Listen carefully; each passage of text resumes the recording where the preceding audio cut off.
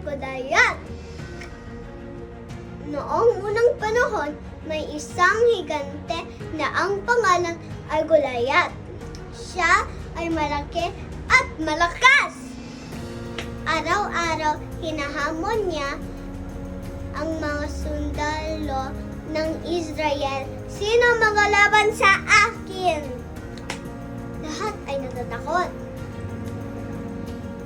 Isang araw, dumating ang batang si David. Siya ay hindi natatakot sa higante. Bata ka pa, ngunit bukong tapang na sumugot si David. Ang Diyos ay tutulong sa akin.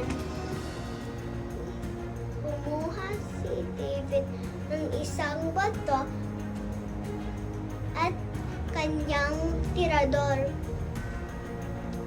Inikot niya ito at pinakawalan. Swish! Tumama ang bato sa noo ni Goliath. Bagsak! Natalo si Goliath. Natutuwa ang mga Israelita.